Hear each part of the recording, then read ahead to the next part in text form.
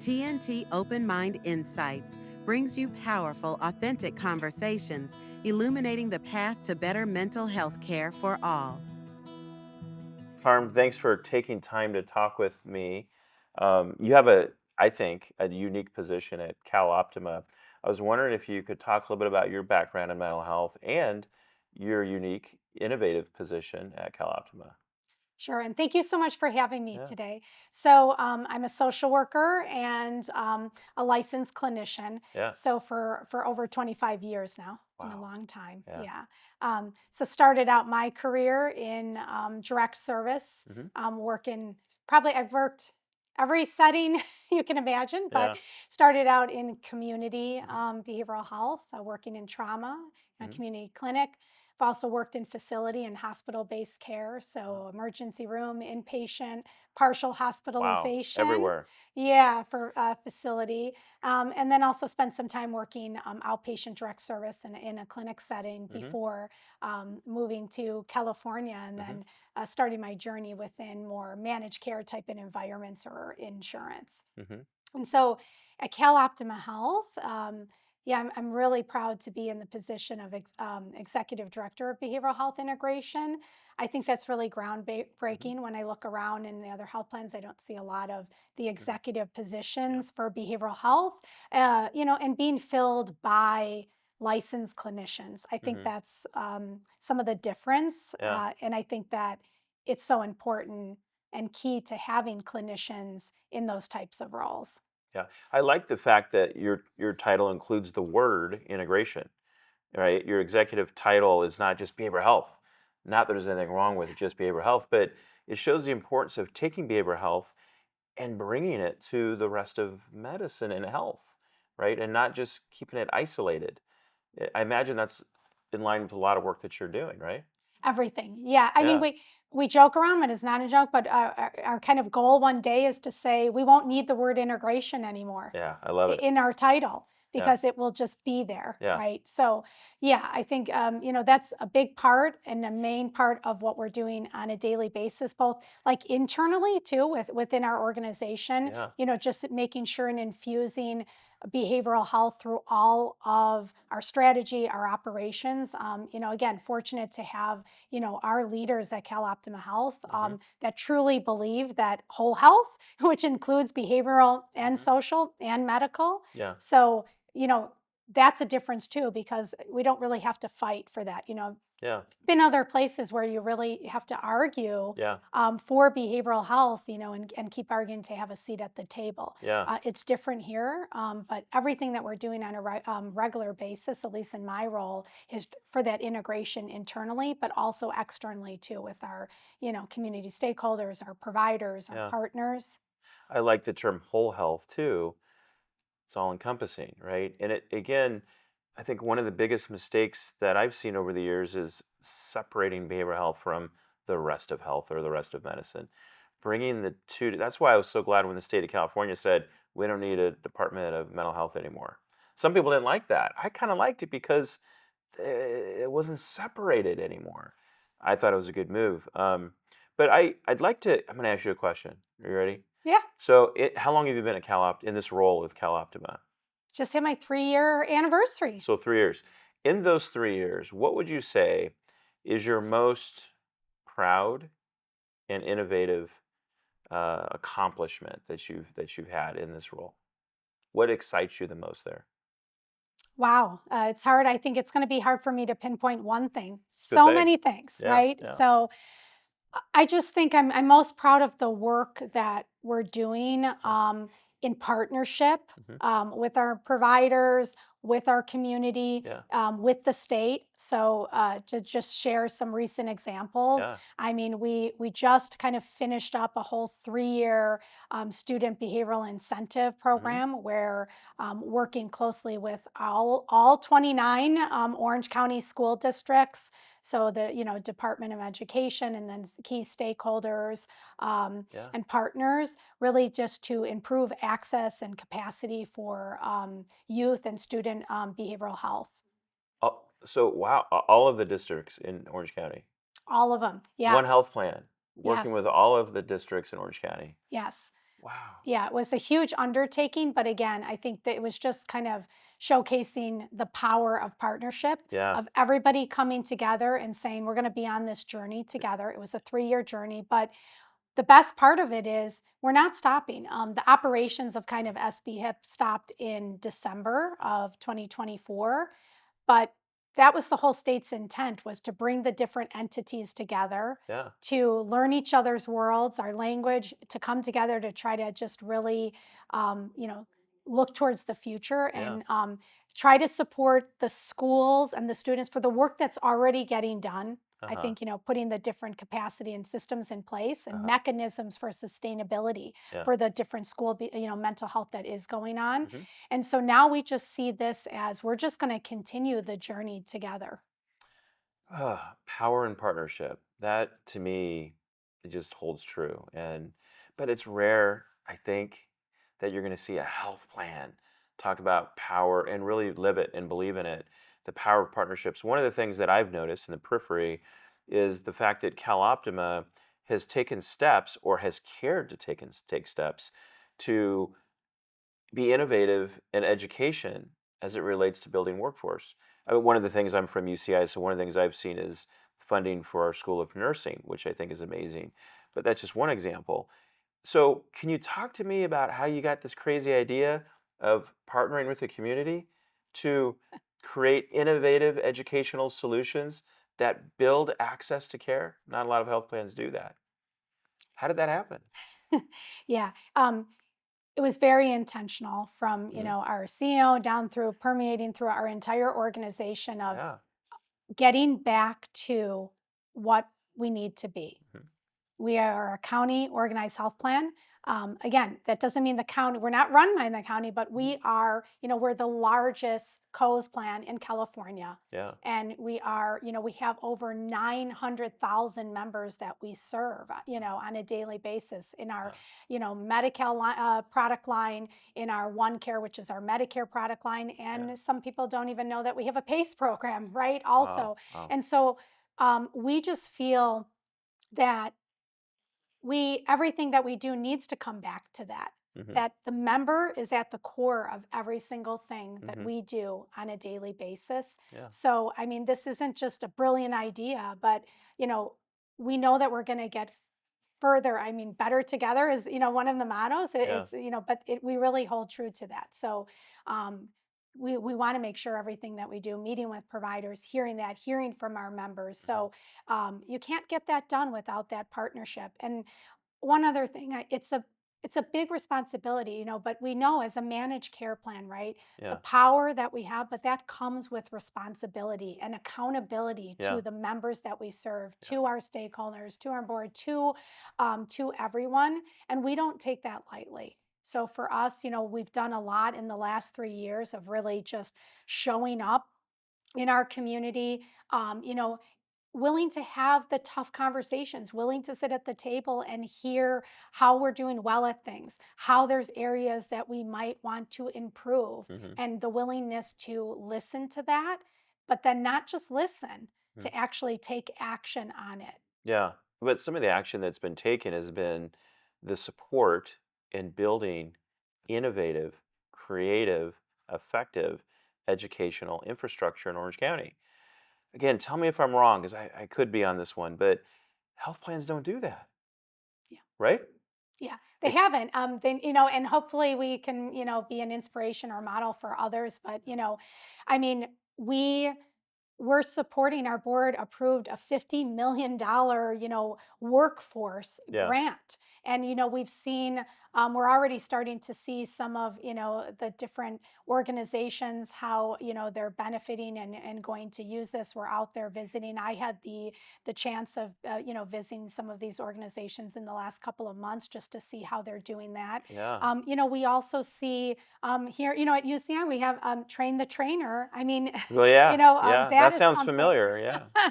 And so we're really proud of, working with you guys for that. And, Yeah. we've even had, you know, a physician or two at CalOptima go through the Train the Trainer program. And so we see that again is that power of partnership. So, bigger entities coming together to how are we going to support our community, not only today, but these things in the workforce Yeah. we're going to benefit for years to come, because we know, especially back to just behavioral health or mental health, we know, I mean, even in Orange County, Hmm. there is a workforce shortage. I mean, and it takes years for, Yeah. let's say, physicians and licensed master's level and psychologists to go through school, right? Hmm. So, and to do that. So we know that that's just going to take time. So I Hmm. think all of us coming together to look at what kind of things can we do to help contribute to that, and then also looking at how we can supplement that, Yeah. with some different innovations like I wouldn't say non-clinical, but other clinical roles, that or community roles like community health workers or, wellness coaches or other peer support, Yeah. or ways of looking at how do we train our existing workforce that has the desire and the capacity to lean in and do behavioral health care, Yeah. specifically like our physicians that are in our health networks or in our FQHCs. Yeah. They've been existing for years and seen members day in and day out. And they absolutely, many of them have the capacity and the desire to do this. And so these training programs that are uniquely customized for them Yeah. is helping. I mean, let's utilize what we have right now Yeah. to serve the people. Well, it's almost like it's an investment, right, into the future, because these workforce initiatives, they're going to take some time to develop, but that's the investment piece. I'm sorry, I just think it's impressive and different and way out of the box for a health plan how much was it again? $50 million. 50 to invest $50 million into educational workforce. I think it is an example. I would be great to see that happen to some degree with other health plans, and I think healthcare is going to improve. Mental health care is going to improve if we're able to follow that lead that CalOptima has shown. So that's great. It's awesome to hear that. I want to hear a little bit about you then, as someone who's practiced social work for about a quarter of a century, right? And someone who's been out there in the outpatient setting, the inpatient setting, the emergency medicine setting. Um, how has that experience informed your uh, interests and actions as an executive for a large health plan? How has that shaped who you are now at CalOptima?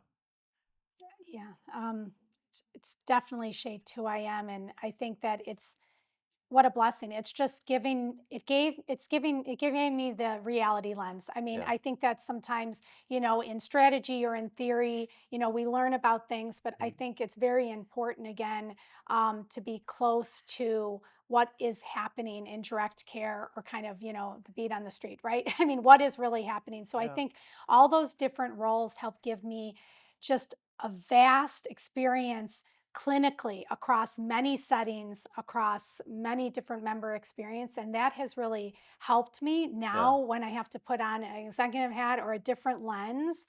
I've been there, I've seen that I have many different perspectives. So not just looking at it through one lens and being able, again, I think sometimes things can miss the mark when in theory, but then in practice, looking at it from that type of lens, from an operational lens, Yeah. from that. So putting things in practice that can actually work and actually make sense. Hmm. And so I think that's really helped me over the years to have just that vast clinical experience. Yeah. And and I always draw back to that. So, I mean, as much as then being in a different kind of a role and not doing direct service, but I always try to stay close to that, Yeah. in making sure that staying tuned in, not only to, I have great people just at CalOptima Health. Because we manage all the behavioral health in house. So we have a behavioral health team every single day. So staying in tune with my BH leaders within our department. Hmm. We have licensed clinicians that that are sitting and answering the calls every single day, right? So making sure that I continue to stay tuned in to the people that are doing the work, the Yeah. providers in our community, that day to day. I think for some people forget that for behavioral health, it's not always large group practices or medical group practices. It could be a sole clinician Yeah. that is working in an office by themselves, Yeah. day in and day out, Yeah. right? But that person can't be valued any less than a big organization. They're meeting with members every single day, right? Hmm. So trying to stay close to that and remember those clinical aspects as we're making decisions. Yeah. No, that makes sense. You've been into the job about 3 years. If you were to pick one thing um, that you would like to see changed, transformed, let's say in the next 5 years or so, what is that one thing? What is the biggest need when it comes to mental health change? So I would say two things, and I would say I'm proud to say we're working on it and, Awesome. and we're doing it now, Okay. right? So one thing is won't be surprising, but the exchange of data. Okay. But let's break it down. I mean, I think just at the end of the day, when any of us go to for our whole health care, Yeah. right? Yeah. We don't want the social or the behavioral health aspects to be separate. Can Yep. physicians, can other people like doing the care really actually provide that whole health care if they're missing a piece of the picture, right? Yeah. And it's like the onus is kind of on the members, Mhm. right, or the people to be able to continually tell their story over and over again and fill in the gaps in their Yeah. medical history for any behavioral health care or substance use care or others. So, what I would really like to see is that we're able to get past that. And we understand we have all the privacy rules and all of that. But again, that equity in behavioral health care and substance use, that it's no less important than let's say if someone has diabetes or any other healthcare, is that not as sensitive information if Yeah. you have, right? So Yeah. how do we move forward and work together to make sure that we are respectfully exchanging data, but that that providers can have that at their fingertips, that members maybe can have that at their fingertips so Mhm. they can opt in or opt out. But we need to make sure those things are happening, especially in the Medi-Cal space, in the different delivery systems that we have. Yeah. And what I can say at CalOptima Health, I mean, I'm really proud that our county partners too, they've been a fabulous partner with us, Yeah. and we are doing the heavy lift of that right now. We've said, okay, we're going to sit down and we're going to continue to take these steps towards that. And that's what we are working on now, so that hopefully for our members, we can overcome this data issue that, I mean, it's been going on since I've been you know, um, in the field. So maybe the primary care provider can know what's happening in the mental health visit and vice versa. Yes, and we've already started this. So on that, because again, there's just, without getting so in the weeds of a data discussion with all of those things, but what we've already been starting to do, right? We Yeah. heard from our physicians with saying, well, we just don't know what's happening. Yeah. We want to do the correct follow-up. We want to try to take care of the members the best that we can. So now on a regular basis, we do have our health network providers are getting a daily feed of members that might be hitting the emergency room, Yeah. right, or Yeah. other things, so they could follow up, they can reach out, they can try to get some proper follow-up visits scheduled, right? Yeah. So we'd like to take that to the next level too, where they know who the member's behavioral health provider might be, and they can initiate that coordination of care better. So again, I think we're poised to do that because we have behavioral health in-house. We don't vendor it out, so we Yeah. don't have another layer on top of it. Yeah. And so that's really helping us kind of drive that innovation Okay. again with our with all the providers, so that we can have more of that data at the fingertips. Yeah. I think the second thing too is just the world has changed, Hmm. and people are much more vocal now than they've ever been about how their wellness Yeah. and mental health matters, and how they want to receive the care. It's no longer just about making people jump through hoops. So again, I think that's where it's looking at and listening to people. So we heard from people like, they wanted the option for telehealth. They didn't always want to be able to, Mm. or have to go into an office, although that's some do. So we Yeah, have to have both, right? Again, for the youth, being at the school, right? yeah, We have telehealth option that we do now that's available at the school campus, yeah, for the schools that want to take part in that. yeah, We're looking at, and we've contributed funding towards a new alcove mental health youth drop-in center that's going to be coming to fruition hopefully this year that's in great. South Orange County. So again, just looking at the different Yeah, models. And then lastly, we've had a born action that we're doing a dyadic services academy with one of our local partners. First Five is running the academy. So really, again, not a new concept, but coming back to yeah, kind of things we know is evidence-based to work, that integrative care within primary care, having behavioral health embedded, because we know that's where, members go to get their medical treatment yeah, and to,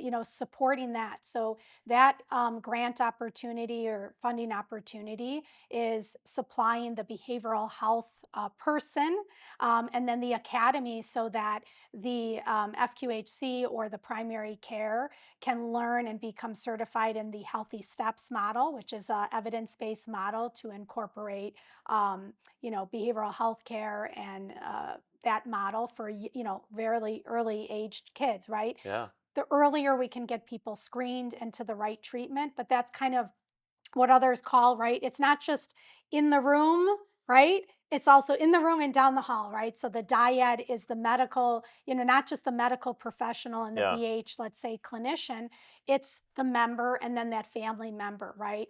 And so this is part of us looking again at not just trying to put grants and funding and things in place for a short time, but this is actually what we really have to do here. And what we encourage everyone is yeah, we need to utilize the mechanisms that the state and other have presented to us in the opportunities in those systems, so such as dyadic care and the billing of it. But if providers don't bill for that, mm, um, you know, it offers them that sustainability. But if that doesn't happen, yeah.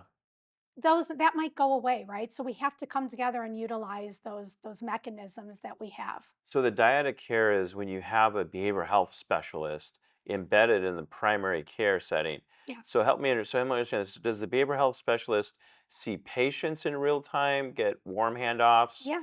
but is there also a little bit of teaching or in clinic advice giving, that type of thing too? Yeah, so it'd be like you and I, right? So it Yeah, might, right? This would be an example. So yeah, so there's in two components to yeah, it. there's Okay. two components. So again, the in the room component is that when the parent and the child. So again, up kind of up to the age 20, right? Yeah, In the room. So having their well child visit, having their medical visit, right? That the behavioral health specialist is in the room. So as the physician is interacting with the member and the family member or legal guardian, the behavioral health same time. specialist at the same time, Oh. the behavioral health specialists, so again, they're part of the practice. So they come in, right? Mhm. They're listening, they're picking up on other things from their specialty. They might be asking certain questions. Oh. The physician might want them to follow up on something they might Okay. notice, right? Again, so maybe as let's say the example, the behavioral health specialist is Yeah. listening in, and we hear that there might be some challenges, just going on in the household, maybe, Mhm. or some other struggles that whether the family might be having or the child, whether that's mental health, maybe developmental Yeah. disabilities, others, whatever might be going on. So part of that visit, then there can be appropriate additional screening Mhm. or assessment that might need to be done. And then the behavioral health specialist down the hall now can just set up family sessions or individual counseling if Yeah. that's needed, psychiatry if there needs to be medication management. So again, the whole concept is trying to provide for that kind of whole health that's Mhm. happening when, naturally when someone's coming to, the practice for a visit and the Yeah. appropriate follow up. Yeah. I know the whole health component. I'm just curious, using the same exact model, have you, has CalOptima looked into uh, doing sort of larger visits with multiple patients at the same time? So, for example, you have, let's say 5 patients in a room with the dyad, right, with the, say, pediatrician and a behavioral health specialist, and working with a group. Has that ever come up? I'm just curious. Not yet. I mean, see, but it's a great idea. So I think again, this it just shows the power of not working in a silo. So Yeah, you see, I mean, yeah, these ideas come up, different ideas come up all the time. So yeah. definitely more things that we need to look into. But I think you bring up a great point because how can we get things done, especially with workforce shortages, the things we've talked about, Mhm. seeing, so how do we get things done more efficiently? Yeah, Right, and a benefit, and what mechanism. It's more so that's where it takes, more of that systems design and yeah, looking at what mechanism do we have to do that? Is there one? How could that be done? yeah, Right, and that's again where we're kind of taking strategy and theory and yeah, putting it into actual practice. yeah. Like a group medical visit. So group medical visit. What you're doing with CalOptima is I like that dyad. That approach is really really cool actually, and innovative too. Sort of in that we used to do it a while back, and we were bringing it back. And I think, but then there's also the educational component, right? So not only are there two clinicians with the patient, but there's cross learning. There's Yes. cross learning. So the behavioral health specialist will probably be like, "Oh, I didn't know this medical stuff. That's kind of cool." And then the medical person's like, "I didn't know about this behavioral health specialist stuff." So I think, and then there's the third learner and the fourth learner, which would be the patient, patient's family as well, or parents. So what a great opportunity to hear about that, and it's neat to hear all of the stuff, Carm, that you're doing, the innovation. I look forward to seeing more of it over the years to come, and also I look forward to seeing the investment pay off, right? Because if you fund an innovative educational program, for example, it's going to take a little bit of time to kick in, and when it does, it's going to make our community better. So to me, that's the exciting piece. And then the interdisciplinary part. This is the other thing I'm hearing from you too, is it's not necessarily physician driven or nurse driven or social work driven. It's a team. It's you have to look at all of the components with the patient and create that interdisciplinary team. Is that? That's the best practice. I mean, Yeah, that's the goal at the end of the day, right? For anyone, for how any of us would want to be treated or would want the care, for that interdisciplinary, looked at from all angles, right? yeah. I mean, and for going in and getting a visit, we need to make sure that that's happening. I mean, that's, I would think, the gold standard and the goal that we're all striving for, Hmm. and that would really ensure that people are getting the very best care Yeah. that they can get. Yeah, the team-based approach I think is just magical. So, Carm, did we miss anything? Is there anything that you wanted to share with me and the rest of us watching about your work, or maybe things that are coming up soon? Anything that you wanted to share with us? No, I mean, I think we've covered a lot. I mean, thank you for having me here. Yeah, I think just, with everything that's going on in the world, I mean, the continued focus and importance on whole health and behavioral and social and medical. So yeah. I think just staying tuned. We're doing great things and we're going to continue to do that. Yeah, no, I'm going to stay tuned. If someone had more questions or wanted to get more information, what's the best way to make that connection with CalOptima? Sure. So I think the best thing for anyone as a first step is to go to our CalOptima website, which is caloptimahealth.org. To go and to contact there. There's different ways to contact us. Definitely our marketing and communications team also.